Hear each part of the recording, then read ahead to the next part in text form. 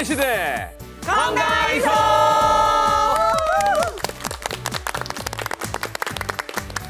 아, 진짜 시간 빨리 가요. 맞아요. 남자의 계절이 가을이 이제 얼마 남지 않은 것 같습니다.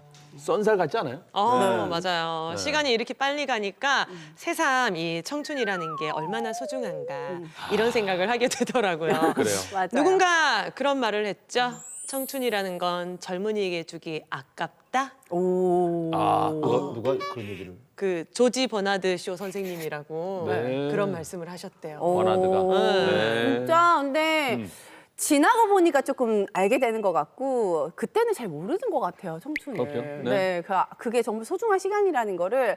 근데 뭔가 오늘 청춘 얘기, 젊음 얘기를 하니까 제가 또 이 노래가 생각이 납니다. 바로 이 노래. 청춘을 돌려다오. 나훈아 선생님 말씀. 아, 그렇군요. 서유석 씨 노래도 그런 노래가 있어요. 뭐요? 넌 늙어봤냐? 난 젊어봤다. 진짜요? 아, 네. 이런 노래가 있습니다. 어떻게 부르는 건데요? 들어보세요, 나중에. 알겠습니다. 야단 노래.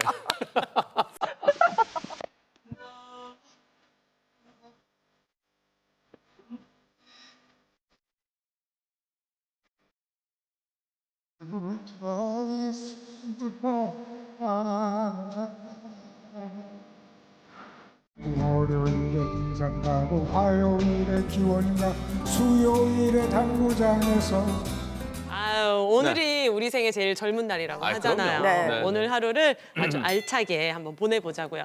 그러려면 건강이 또 기본이 돼야 될 텐데요. 오늘도 저희와 함께할 주치의 선생님들 모셨습니다. 인사 부탁드릴게요. 네. 안녕하세요. 여러분의 어깨에 날개를 달아드리는 정형외과 전문의 이동기입니다. 네, 안녕하세요. 당신의 바른 척추를 위한 바른 의사 신경외과 전문의 김용민입니다. 네, 안녕하세요. 뇌혈관 전문의 식경과 서정화입니다.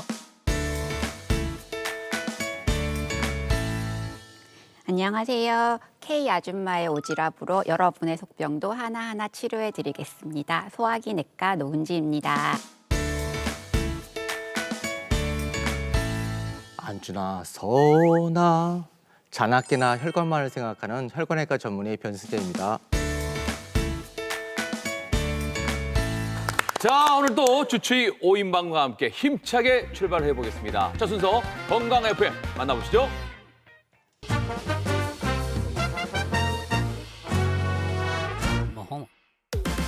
건강 FM 오늘 주제는 알게 모르게 많은 분들이 고민하고 있는 겁니다. 바로 입냄새인데요. 오늘도 시청자분의 사연으로 만나볼게요. 안녕하세요. 저는 40대 직장인입니다. 평소 아침을 거르는 편인데 오늘은 배가 너무 고파서 아내가 어제 맛있게 끓인 김치찌개를 먹고 출근했습니다. 물론 양치도 깨끗이 했고요. 업무를 시작하자마자 회의부터 쭉 달리는데 앞에 있던 김 과장이 자꾸 얼굴을 찡그리더라고요. 김 과장은 제 동기 녀석인데 무슨 불만이 있나 싶어서 따로 좀 보자고 했죠. 김 과장, 왜 그래? 나한테 뭐 불만 있어? 그게 아니라 아침 먹고 왔지? 내가 이 말을 해야 되나 많이 망설였는데 오늘따라 입냄새가 너무 많이 나. 저기 혹시 기분 나쁜 거 아니지? 상처 받았습니다. 너무 부끄러워서 쥐구멍에라도 숨고 싶더라고요. 얼마 전에 치과 검진도 했고 분명히 양치도 했는데 어떻게 된 걸까요? 자, 다른 때는 몰라도 자고 일어나면 유독 입냄새가 심한 분들 계시거든요. 이건 어떻게 그런 걸까요?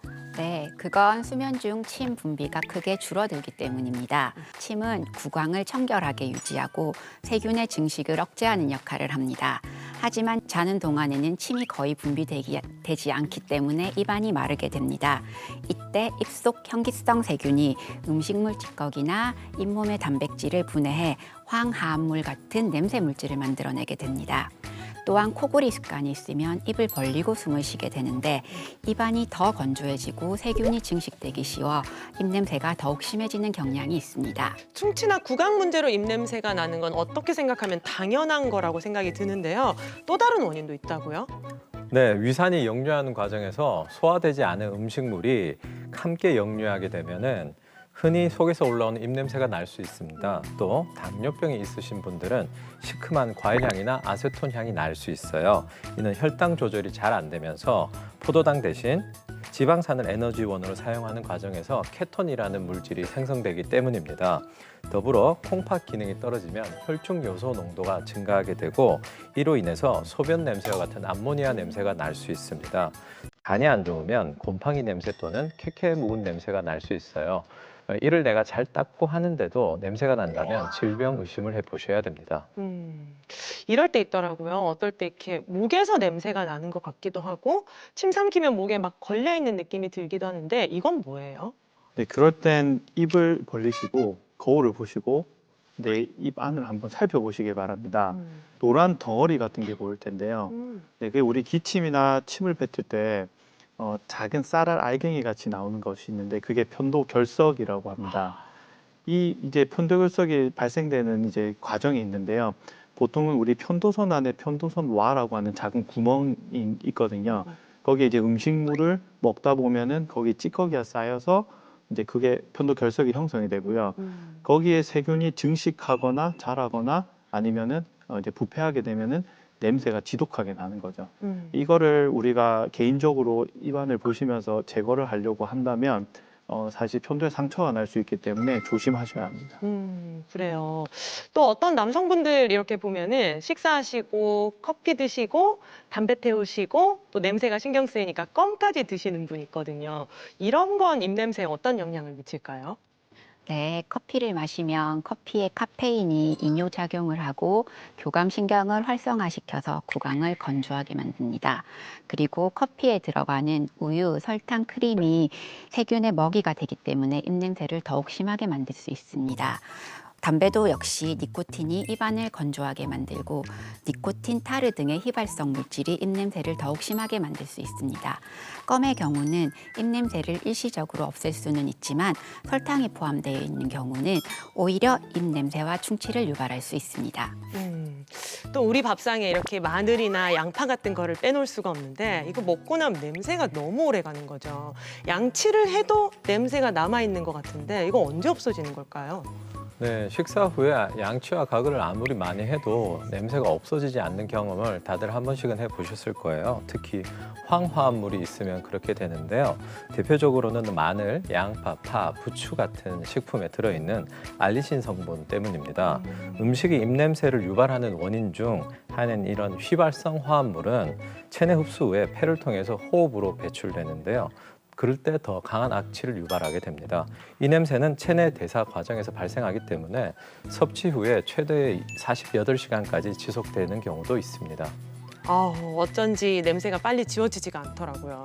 자기의 입냄새를 알아볼 수 있는 방법이 선생님 혹시 있을까요? 우리가 손등이나 이런 데 혀를 갖다 대시고 침을 붙이시면 여기 이제 냄새가 나십니까? 향긋합니다. 네, 향긋합니까? 다행이십니다. 네, 3초 뒤에 냄새가 난다면 좀 문제가 있죠. 구취가 난다는 얘기고요. 그거 말고도 종이컵 이런 데다가 후 불어서 그 냄새를 맡아볼 수도 있고 그다음에 뭐 면봉이나 이런 걸로 백태를 네, 이렇게 해가지고 냄새를 맡아볼 수도 있고요. 네, 그다음에 치아 때문에 냄새가 나는 경우도 있거든요. 그럼 치실 같은 거에서 또 5초 뒤에 냄새 맡아볼 수도 있고 네, 뭐 좋은 얘기는 아니지만 우리가 자가 진단을 해볼 수가 있겠습니다. 네, 그래도 또 우리가 또 대화를 할 때도 입냄새가 나는 거 신경이 많이 쓰이니까요. 입냄새 때문에 고민이다 하시는 분들은 오늘 알려드린 내용 중에서 원인을 꼭 한번 찾아보시길 바랍니다. 여러분 건강 FM 다음 주에 또 만날게요.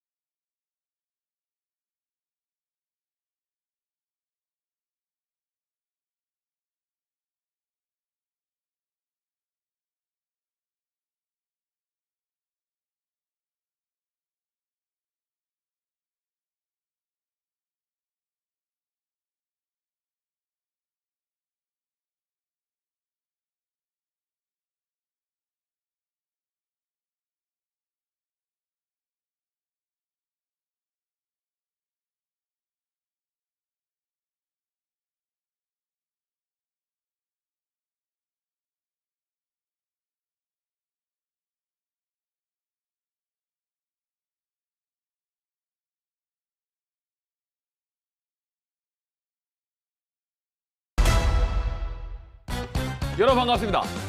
세상의 모든 의학 상식을 파헤치는 시간, 닥터 썰전 배동성입니다.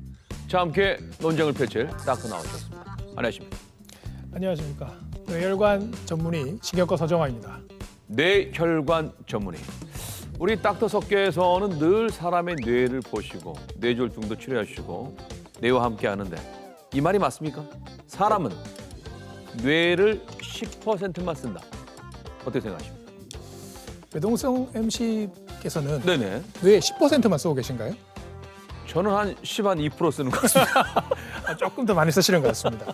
네. 사실 이제 인간은 뇌 10%만 평생 쓴다. 네. 이런 말은 틀린 말입니다. 전혀 사실이 아니고요. 이제 저희가 여러 가지 작업을 통해서 기능적 MRI 그리고 네. 뇌화 검사를 해서 보면 우리가 쉬고 있는 동안에도 우리 뇌는 일정하게 움직이고 있는 것을 확인할 수 있습니다.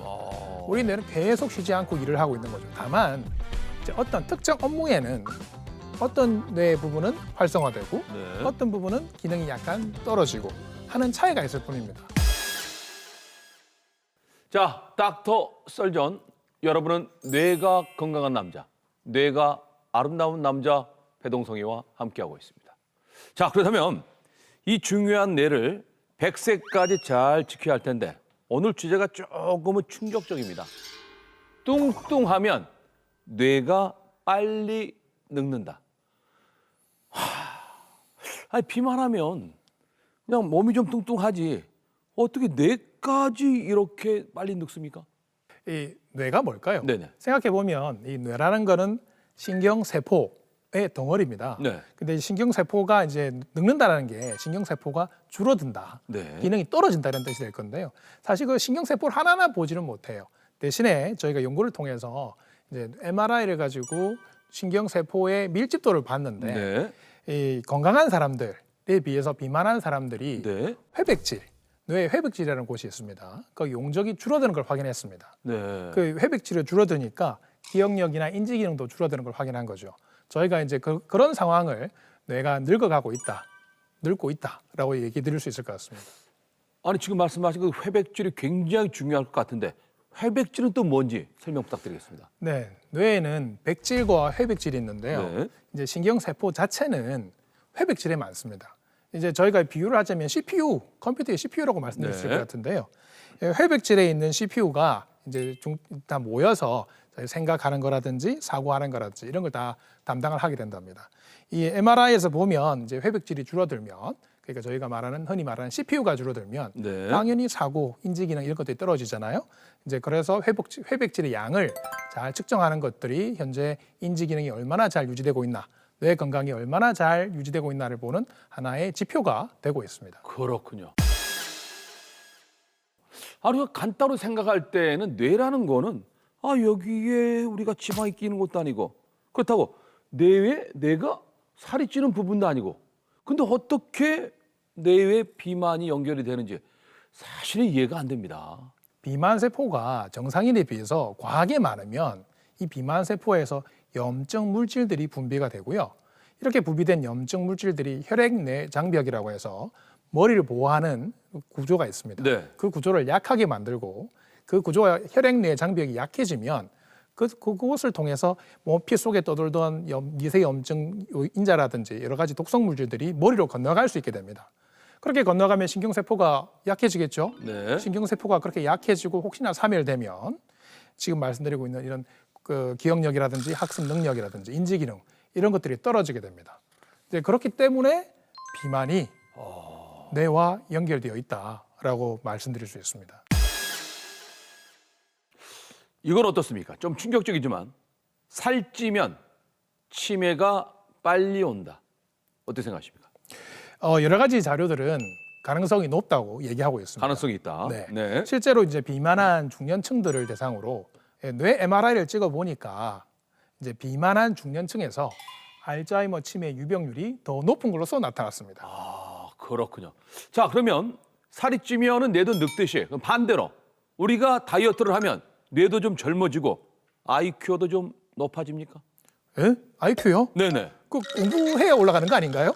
그렇습니까? 예, 물론 비만을 해결한다고 IQ가 높아질 거라고 저는 생각하지는 않습니다만은 체중 관리하면요 뇌 건강을 지키는 데는 아마 확실한 수단이 될 겁니다. 그렇군요.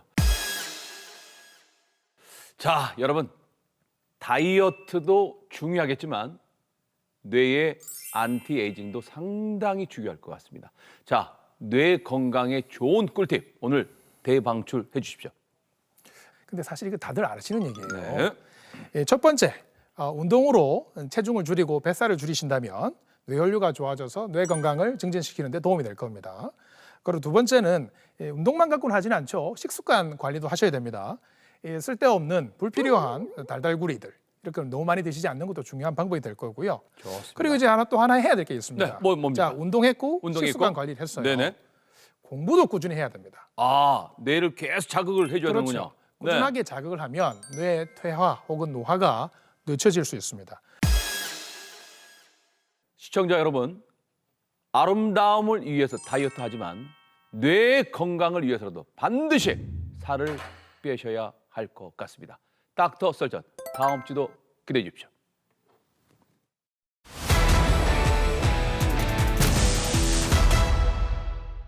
네, 오늘의 토크제는 암보다 무서운 말초 동맥 질환 하이브리드 치료법이 되겠습니다. 오늘의 주치 변승재 원장님 모십니다. 어서 오십시오. 어서오세요. 근데 우리 변 원장님은 진짜 안전하서나 자나깨나 혈관 건강을 역설하고 계신데 제 친한 형님 부부가 형수가 같이 등산 가다가 속이 타서 죽는 줄 알았대요. 조금 걷다가 힘들다고 않고 형님이 조금 걷다가 뭐 그냥 힘들다고 좀 주저앉고 네. 이게 허리 다리 문제가 아니고 혈관 문제일 수 있다고요? 예, 물론입니다. 물론 그 형님께서 네. 나이가 있어서 또 피곤해서 그럴 수도 있습니다. 네네. 그리고 대부분이 이제 허리에 병이 있어서 뭐 이렇게 걷는 것이 문제가 될 수도 있는데요. 이 좋은 날씨에 부인과 잘 걷고 싶은데도 잘 못 걷는 이유가 네. 다른 이유 때문일 수도 있는 거죠.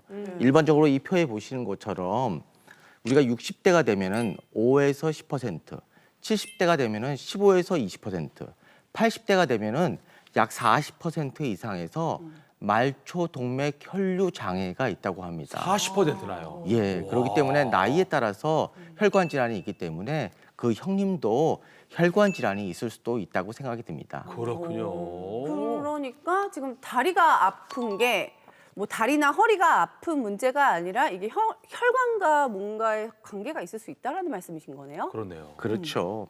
우리 몸의 혈액은 혈관을 타고 온몸에 산소와 영양분을 공급해 주는데요. 이 동맥 혈관이 어떤 이유에 의해서 좁아지거나 막히게 되면은 그 다리에서 조금만 걸어도 다리가 아픈 혈관성 간헐적 파행이 발생할 수 있습니다. 걷다가 쉬다가 하는 그 간헐적 파행은 저희가 예전에도 한번 다뤘는데 그렇죠. 혈관성 간헐적 파행은 또 다른 거라는 말씀이시죠? 파행은 한자어로 쩔룩거리는 보행을 이야기합니다. 근데 운동을 하게 되면은 우리 혈류량이 증가해야 되는데 네. 충분한 양의 혈류가 근육으로 공급되지 못하면 허혈성, 경련성 통증이 발생합니다. 이 통증은 쉬면은 좋아지고요. 조금만 걸어서 똑같은 거리를 가면은 다시 아파지는 게 반복되는 게 특징입니다. 이 통증이 발생하는 곳이 대부분이 종아리에 발생하는데 경우에 따라서 허벅지나 엉덩이에도 발생할 수 있습니다. 아니 우리 기본적으로 우리 상식으로면은 다리 동맥이 안 좋으면 다리만 아프면 되는데 네. 아니 이게 왜 허벅지하고 엉덩이까지 영향을 미치는지 이해가 잘 안 되거든요. 네. 아주 좋은 질문이신데요. 네. 아픈 곳의 위치가요. 네. 대부분이 혈관이 막힌 곳 아래의 근육에서 발생됩니다. 아. 예를 들어서 네. 무릎 뒤에 있는 수화동맥이나 네. 대퇴동맥이 막히게 되면 종아리만 아픕니다. 그런데 네. 서해 부위에 있는 총대퇴동맥이 막히게 되면 네. 허벅지하고 종아리가 아플 수 있고요. 아, 또한 배 안에 대동맥이라는 게 있거든요. 네. 대동맥과 총장골동맥이 막히면 네. 아래쪽 허리, 엉덩이. 엉덩이, 허벅지, 종아리가 아파요. 마치 척추관 협착증 환자하고 비슷한 양상이 나타나게 그러니까. 됩니다. 신기하네요. 이 파행이라는 증상은 비슷한 것 같은데요. 이 원인이 조금 다를 수 있다고 하셨잖아요. 이거 어떻게 구별할 수 있을까요? 대표적으로 간단한 검사가 있습니다. 맥박을 검사하는 거죠. 그래서 무릎 뒤에 맥박이나 발에 있는 맥박이 잘 만져진다면 혈관성 파행은 아니라고 봐도 되고요. 만약에 거기가 잘 만져지지 않고 네. 발도 차고 조금만 걸어도 다리가 아프다고 하면 혈관외과 의사한테 진료를 보는 게 맞겠습니다. 그렇군요. 그러면 이렇게 이 혈관성 파행이 이 발생되는 원인은 뭐예요? 원인은 다양합니다. 뭐 일반적으로 심장에서 이런 혈전이 날라와서 혈관이 막거나 네. 뭐 혈전증이라는 게 또 생기는 경우도 있습니다. 색전증, 혈전증. 또 최근에 담배 많이 피우시는 분들 많잖아요. 네. 그런 분들 때문에 혈관염이 생기는데 그걸 버거시 병이라고 하는 것도 있고요. 그 외에도 다양한 혈관염이 있습니다. 뿐만 아니라 최근에는 운동을 많이 하시는 분들이 많다 보니까 네. 운동선수나 운동을 좋아하는 사람들이 이상 근육이 발달돼서 동맥 혈관을 눌러버리거나 막는 포획중굴이라는 것도 있습니다. 아, 운동을 많이 해도 그래요? 예. 그런데 가장 많은 원인은 네. 그래도 동맥경화입니다. 아. 동맥경화가 진행되면서 혈관이 딱딱해지고 네. 좁아지는데 특히 동맥의 직경이 50% 이상으로 좁아지게 되면 이런 다리에 파행이 발생하게 됩니다. 동맥경화는 정말 무섭잖아요. 그런데 이건 다리 쪽에만 생기지 않고 다른 곳도 자주 생기지 않나요? 그렇죠. 우리 온몸에 동맥이 있잖아요. 네. 그래서 전신에 나타나는 겁니다. 일반적으로 혈관 질환 환자의 20% 정도는 뇌혈관, 심장혈관, 말초혈관에 다 발생할 수 있어요. 동시 발생적으로 나타날 수 있고요. 뇌혈관으로 오셔서 우리 신경과 선생님한테 진료 보고 있는 사람들을 또 조사해 보면은 심장이나 말초혈관에도 약 40%는 병이 동반돼 있습니다. 또 심장에 문제가 있는 사람들 중에 네. 조사해 보면 약 20%는 뇌혈관이나 말초혈관에도 문제가 있죠. 그런데 다리 혈관에 문제가 있는 환자의 무려 60%는 네. 심뇌혈관에 대한 병을 꼭 조사해 봐야 됩니다. 아, 같이. 오늘 주제가 암보다 무서운 말초동맥 질환이라고 하셨는데요. 암보다 무섭다는 건 사망률이 더 높을 수도 있다는 거예요. 수 있죠. 예, 이 표에서 보시면은 5년간의 사망률을 봤는데요. 말초 질환과 암에 대한 비교를 해봤습니다. 네. 그랬는데 보시면은 말초 질환의 질환 환자가 심지어 여러분 잘 아시죠? 유방암 환자보다도 네. 오래 못 사십니다. 그래요? 재밌는 얘기죠? 네. 거기다가 또 하나의 재밌지 않고 무섭습니다.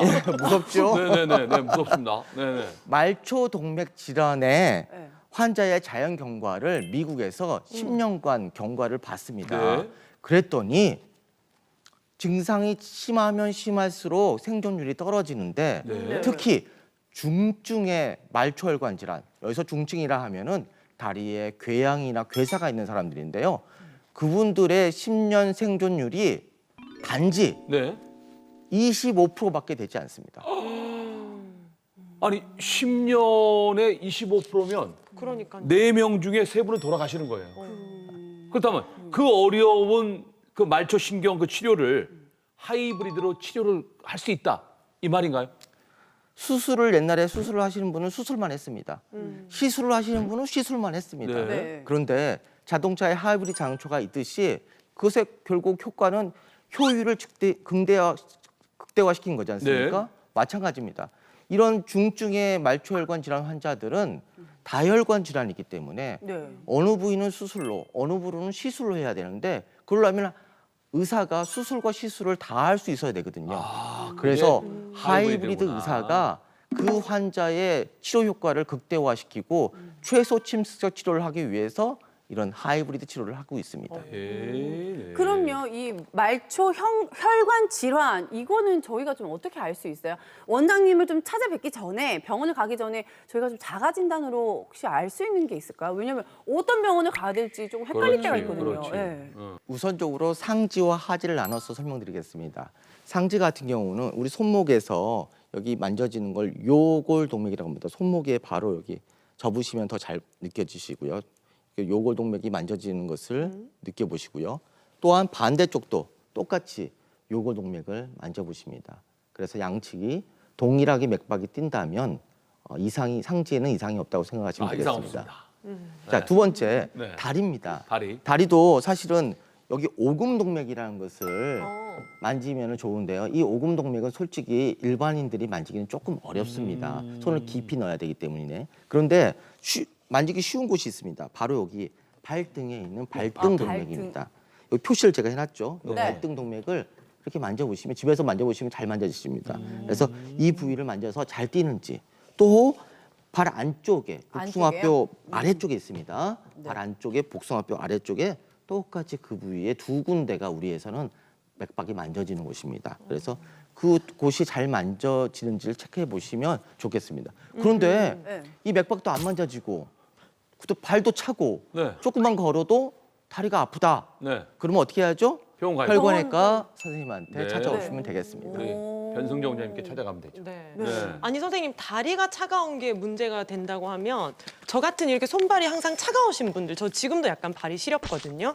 이런 분들은 모두 말초혈관 질환을 의심해야 되는 건가요? 글쎄요, 일단 제가 임소연 아나운서의 맥박을 안 짚어봐서 아직은 모르겠습니다만은 네. 첫 번째, 말초 질환 환자들 물론 동맥경화가 진행되면서 혈관이 약해지기 때문에 문제가 있고 손발이 차가워질 수 있습니다. 병의 진행에 따라서요.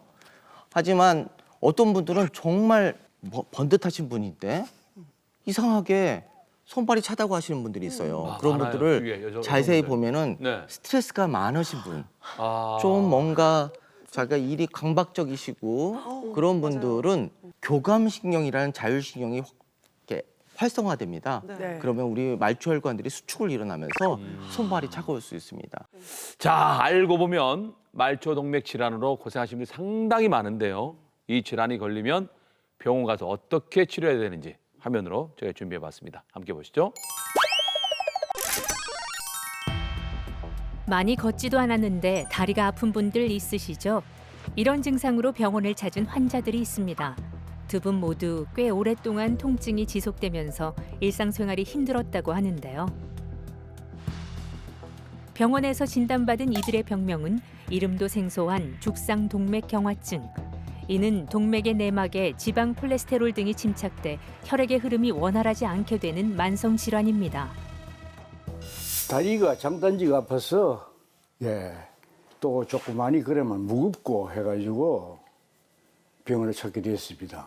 처음에 한 500m까지는 걸으면은 안 아팠는데 그거 설을 넘으면은 아프기 시작해서 나중에 가면 쉬었다 가면은 괜찮고 이제 계속 걸으면은 아프고 무겁고 3, 4년 됐나?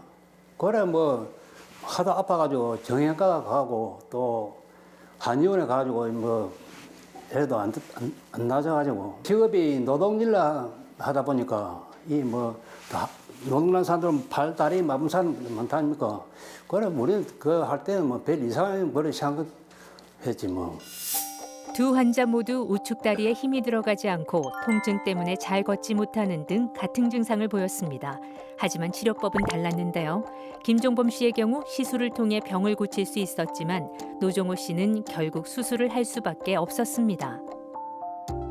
일단 두 분 다 파행이 있었던 분입니다. 근데 그 파행의 원인이 처음에는 대부분의 사람들이 파행이 있다고 하면 허리가 문제로 생각하시거든요. 근데 결국 이 두 분 다 혈관성 파행이었던 거죠. 근데 한 분은 장골동맥이 다 막혀가지고요. 국소마취로 대퇴동맥을 통해 가지고 길을 뚫는 거죠. 철사를 혈관을 뚫어서 풍선과 스텐트를 이용해서 길을 뚫었더니 환자는 뭐 바로 좋아지는 거죠. 바로 1시간 지나면 바로 좋아지는 걸 느끼게 되는 거고요. 그런데 두 번째 분은 위치가 막힌 데가 총대퇴동맥입니다. 이 부위는 전신마취하에 총대퇴동맥을 열어서 수술을 하고 돌멩이를 다 끄집어내고 성형수술을 해드는 거죠. 그래서 시술보다는 깔끔하게 수술을 해서 이 부위가 감쪽같이 없어졌습니다. 감쪽같이. 그래서 이 부위에 언제 돌멩이가 있었는지 모를 정도로 다 없어져 버렸기 때문에 물론 수술을 했기 때문에 상처가 문제가 있습니다. 그래서 아픔이 며칠 가죠. 하지만 환자는 훨씬 더 행복하게 느끼고 있습니다. 두 환자의 시술과 수술이 성공적으로 마무리되면서 환자들이 겪었던 통증은 많이 줄었다고 합니다. 죽상동맥 경화증은 점점 늘어가는 추세인데요. 5년 동안 57% 증가했습니다. 가볍고 아픈 증상은 없습니다. 아무리 오래 걸어도 아픈 증상은 하나도 없어요. 앞으로 좀 더 이제 안 아프고 좀 건강했으면 좋겠는데 이 혈관이 워낙 안 좋다고 그러니까 전체적으로 걱정이 많이 되죠. 그래서 음식도 좀 주의해서 먹고 그렇게 하고 있습니다. 지금은 계단을 올라가는데 뭐 아무 진행 없지. 이대로 안 아프고 이제 뭐 건강했으면 좋겠고.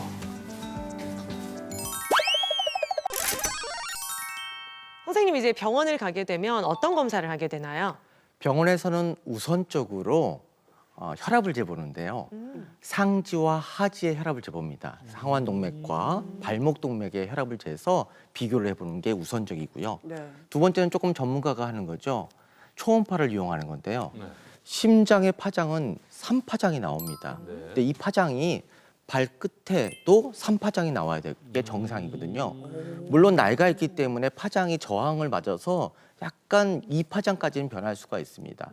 그런데 발이나 무릎 뒤에 있는 동맥에서 단파장이나 파장이 없다면 혈관이 막혔다고 생각이 듭니다. 그럴 경우에는 혈관 CT나 MRI 혹은 혈관 조영술을 시행하게 됩니다. 그러면 원장님 이렇게 검사를 하고 난 후에 혈관성 파행이 있다라는 진단을 받게 되면은 어떤 치료를 해야 되나요? 우선적으로 그분의 증상의 양상을 봅니다. 네. 일상생활이 불편함이 없다. 네. 그러면 너무 스트레스 받을 필요 없습니다. 생활 습관을 고치시라고 얘기하고 뭐 필요하시다면 약물을 약하게 드리죠. 네. 그런데 문제는 그게 아니죠. 일상생활에 불편한 파행이 있는 분들이죠. 네. 이분들은 자기 일상생활을 해야 돈벌이를 할 거 아닙니까? 그렇죠. 그렇죠? 네, 그런 분들에게는 우선적으로 본인이 위험인자가 있어요. 가장 많은 게 담배죠. 담배는 절대 안 되고 안 되죠.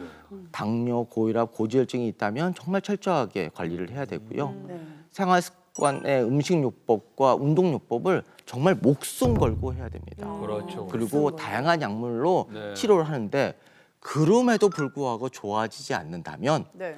시술이나 수술을 권유합니다. 그러니까 우리가 지금 하이브리드잖아요. 네. 수술 나왔으니까 시술은 또 어떻게 하나요? 예, 네. 시술은 진짜 환자분들이 걱정 하나도 안 해도 됩니다. 네. 정말 저희 같은 경우는 환자와 대화를 하면서 합니다. 오. 국소 마취를 하고요. 네. 그러니까 환자랑 전 대화가 됩니다. 아, 그래서 전신마취가 아니니까. 서해 네. 부위에 네. 총대퇴동맥이라는 곳을 우리 국소 마취로 마취를 합니다. 그리고 그걸 초음파를 보고 천자를 내서요 혈관으로 들어가고요. 그다음에 그 혈관 안으로 들어가서 병변까지 다가간 다음에 그 병변을 풍선이나 스텐트를 이용해서 그 막히거나 좁아진 데를 뚫어줍니다. 그런데 최근에는 기술이 좋아져서 그 혈관의 재협착을 억제하는 약물이 발달돼서요. 풍선이나 스텐트에 그런 것들이 도포되어 있는 것을 우선적으로 사용하고요.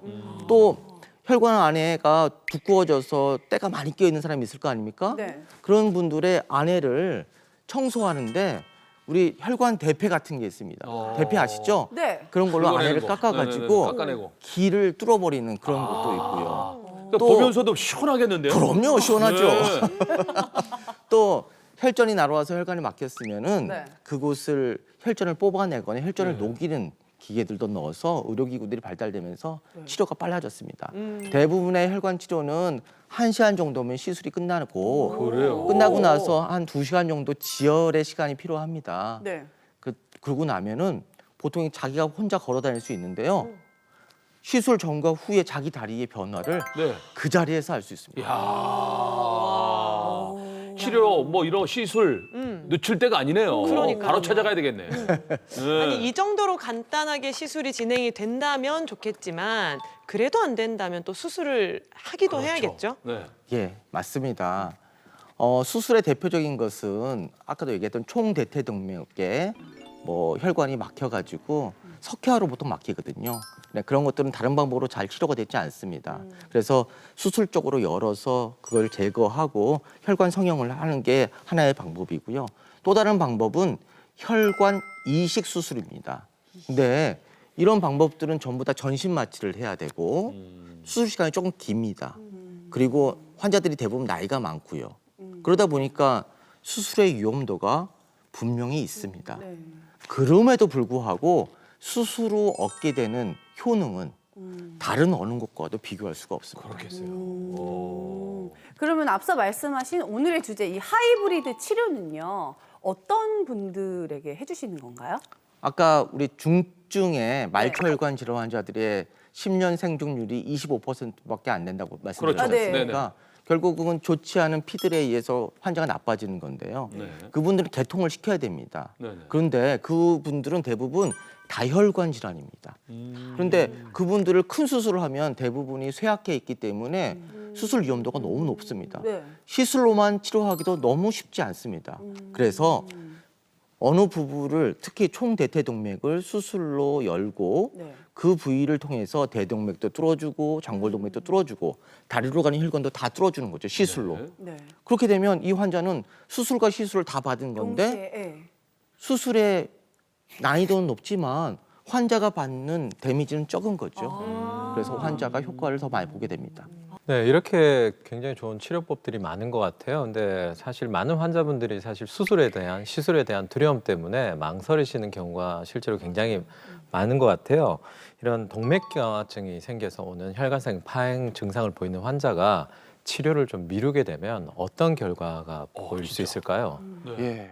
이런 동맥경화 환자들이 처음에는 파행으로 있다가 조금 더 지나면 가만히 있어도 다리가 아프고 상처가 발생했는데 낫지를 않고 궤양이 발생합니다. 그러다가 다리가 발가락 같은 데가 썩게 됩니다. 근데 그런 환자들을 그대로 두게 되면은 절단의 위험이 굉장히 높아지는 거죠. 특히 당뇨 환자가 이런 증상이 나타나면 절단의 위험은 매우 높게 증가하게 됩니다. 당뇨발이 있는 경우에 상처 관리가 필수잖아요. 네, 아마도 시청자분들이 이거 잘 모르실 텐데 우리가 왜 조심해야 되는지 원장님께서 좀 설명 잘 부탁드립니다. 예, 알겠습니다. 당뇨 환자는 특히 자기 발을 매일 봐야 됩니다. 매일 밤에. 그리고 다리 발 잘 지냈니 하고 안부 인사를 해야 됩니다. 그리고 그렇지 않으면 문제가 되는데요. 특히 당뇨가 10년 이상 된 사람들은 발의 감각이 떨어집니다. 그래서 다쳐도 잘 모릅니다. 또 발에 땀이 나지 않아서 발바닥이 잘 갈라집니다. 발바닥이 갈라지니까 상처가 잘 생길 수 있겠죠. 네. 거기다가 말초 혈관이 잘 막힙니다. 그러다 보니까 상처는 더욱 악화되고 잘 낫지 않게 되는 거죠. 그래서 절단의 위험이 더욱 높아지는 겁니다. 그래서 여기 정형외과 선생님이나 내과 선생님께서 당뇨발 환자를 보시다가 만약 상처가 좀 이상하다, 잘 안 낫는다 보시면 꼭 아까 봤던 것처럼 발등의 동맥에 맥박을 짚어보셔야 됩니다. 발의 맥박이 잘 안 만져진다면 네. 절단의 위험은 매우 높아지기 때문에 빨리 혈관외과 의사와 상의하시는 게 좋겠습니다. 네, 이제 마지막으로 우리 시청자 여러분들께 한마디 하시면요. 지금 날씨가 너무 좋지 않습니까? 좋죠. 단풍도 네. 이렇게 들었고요. 근데 부인과 산책도 하고 등산도 하면 얼마나 좋습니까? 그런데 그러지 못하는 분들이 정말 많이 있습니다. 특히 중증 말초혈관 질환 환자들은 더 힘든 상황을 지내고 있죠. 그런데 지금 100세 시대에 이 혈관을 잘 관리하면 정말 건강하게 걸을 수 있습니다. 걷는 것 자체가 큰 행복이거든요. 항상 건강을 위해 노력하겠습니다. 감사합니다. 좋습니다. 자, 지금까지 혈관 건강 전도사로 맹활약 중이신 우리 변승재 원장님과 함께했습니다. 원장님 감사합니다.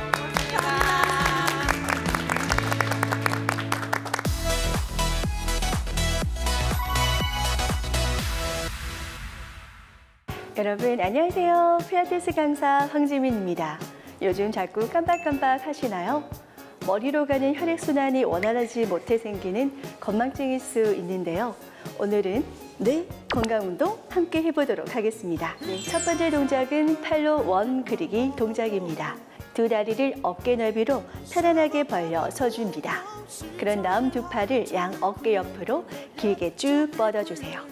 앞에서 뒤로 크게 동그라미를 그려냅니다.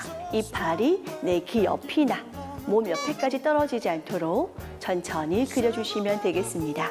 옆에서 보셨을 때 많이 열심히 돌리면서 척추가 어깨가 말리지 않도록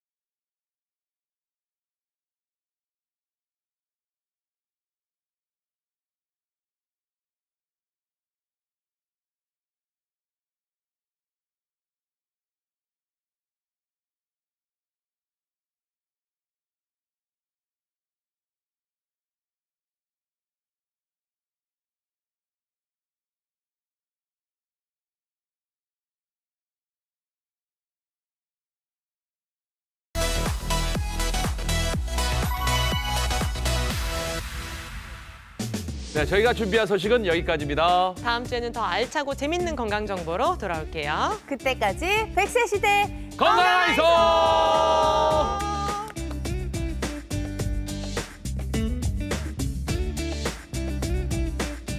프로그램에 참여하신 분들께는 국내산 숯불 민물장어 전문점 장덕장어에서 식사권을, 근육이 미래다 크로노스짐에서 선글라스를 드립니다.